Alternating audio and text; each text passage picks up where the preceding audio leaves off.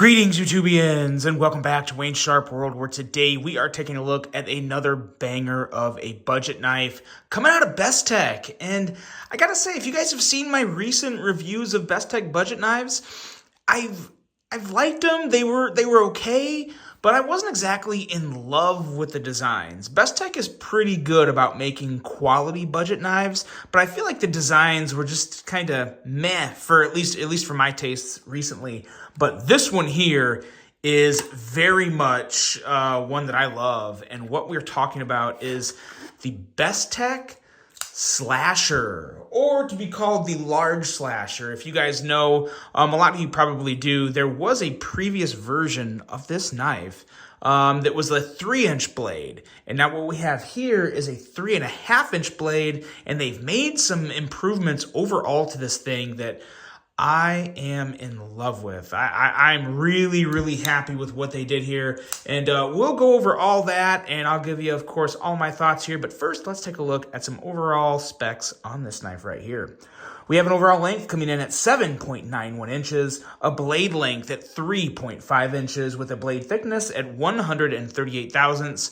Blade material on this guy is D2 with a cleaver kind of sheep's foot style blade, a flat grind, handle length coming in at 4.41 inches, and some very, very nice micarta for the handle material. And there are various color options. I believe there's a Blade HQ exclusive black micarta option. So there's definitely some many flavors out there for you on this one. We have, as you can see, a crossbar lock for the locking mechanism, and a user of a right or left hand tip up carry, a weight coming in at 4.09 ounces, and a price of a very reasonable, very nice $65. Now for $65, I would like to see 14C28N.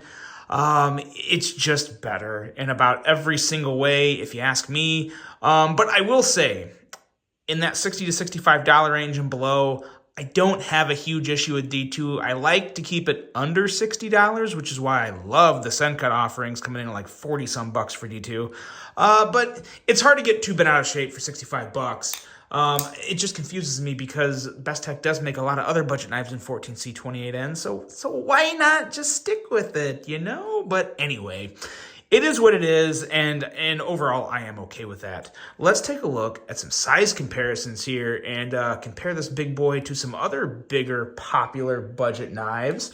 Here we have the Civivi, the Civivi Sakoke. Wow. There's been so many great Ray Laconico designs this year, it's hard to keep them separate. Like, the names are just blending because I know it's a Ray Laconico design, but it's like, which one is this? Because he's had so many good ones. This here is the Civivi Conspirator. And as you can see, it's really right in between the Conspirator and the Sakoke, two other phenomenal budget knives. And we'll bring out two more for you here to give you as good of an idea as we can. Here we have the Kaiser Towser K. Obviously, this is not the budget version, but it's still the same size as any other Towser K.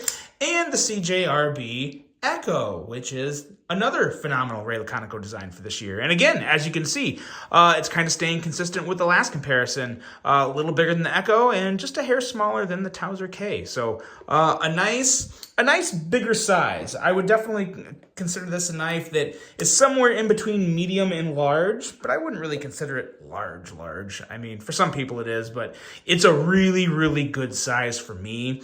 And I really like, there's not many things for me to pick apart on this knife.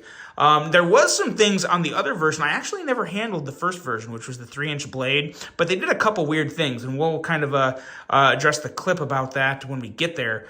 But as for the blade, I love this blade. It looks great. Love that swedge. Love the overall blade shape. You got a nice slicey tip, but it's also got a nice little amount of beefiness in the back there to help support it. And with an edge coming in at 14 thousandths. 14 thousandths behind the edge. Going to be nice and slicey, and definitely take care of just about any EDC task you can throw at it. And yeah, just a very, very good blade. There's not a whole lot to pick on it. I mean, really nice plunge grind. I don't really, because it stays, let's see here. Yeah, I don't think you'd have much of an issue sharpening this because it gets thin like right at the very, very end of the sharpening choil there. So I don't think you'd have to worry about any smiles unless you really wore a lot of the edge and you had to really grind or sharpen a lot of it back. But no, you should be good there. This is a really nice blade. Going into the handle, that's where really I think the most difference, the most changes came on this guy. Obviously with the size, you just have more of an area to get a good purchase on, and boy, you really do get a great purchase on this knife. Very, very nice grip here. It's very full in my hand, and I have a pretty good amount of space down here, so I think even bigger, wider hands are going to really like this knife. The micarta on this is, like I said, as I was giving you the specs, I think it's pretty darn fantastic. Could use maybe just a little bit of mineral oil in there to kind of darken up some of those white spots, but the fact that you can see the grain like this and there's no frizzies tells you it's going to patina really, really well. So really good things going on there. I've always liked the Bestech pivot. You know, it has a little bit of something. It's not too distinctive to the brand. I mean, yes, it's supposed to like mimic a B, but it's not really a B. I just kind of like it. It looks good and adds a little something to the handle there. You have a nice backspacer here, which adds a little more strength to this handle. And the clip, the pocket clip, that's to me is probably the biggest improvement to this knife. And I want to say, so I know last time they had, I believe it was just a regular, it was not a wire clip, just a regular clip. And I can't remember if it was all the way up or it was all the way down. Either way, it was much more on one side. And I think some people were really complaining about that. I think what they did here, obviously moving to the wire clip helped. And then I want to say they did kind of slightly move it a little more center of the handle. And that's made a huge difference because while I do feel the clip, it's like no hot spot, nothing bad. I really, really enjoy the clip on this knife, and the fact that it's reversible is a great thing for anyone that carries left-handed. And it makes it even better when you have a crossbar lock like this. I've said it before, and I'm going to say it again. When it comes to crossbar locks on budget knives, Bestech is up there with the absolute best of them. I think Kaiser does a phenomenal job, but I really, really love, and so does Vosteed, I really love the studs that Bestech uses on their crossbar lock. They're very different from both Kaiser and Vosteed. They kind of have more of a domed top, but then there's a nice amount of kind of like stair-step jimping on the sides there. And I want to say there's, let's see, 1, 2, I believe like 3 stair steps there. And they're really nice and kind of fine. They add a really good amount of grip. And it's just super, super smooth. Pretty nice tolerances for a budget knife, as you can see here. Yeah, perfect blade centering. The blade is in there pretty secure. Now keep in mind, this is a heavier blade. It's a bigger blade. So if you shake hard, you can shake the blade out. But when it comes to crossbar locks, don't make that, you can't make that like a rule to purchase or pass on by, because when it comes to crossbar locks, they just don't have the retention of a detent. They never have and they never will. So when you have a bigger blade like this that is slightly on the thicker side, I mean, we're looking at 138 thousandths, which is a little thicker than 120 thousandths. And when you're talking about a blade this big, that little bit of extra thickness, that does equate to more weight. And it's just going to cause it's going to cause a better chance to be able to shake the blade out. But again, the actual retention, in my opinion, for a knife this big and a blade this big, the retention's very good. So I don't really have any issue there. I definitely would not recommend being like, oh, you can shake the blade out. I'm not going to buy it, because you can shake the blade out of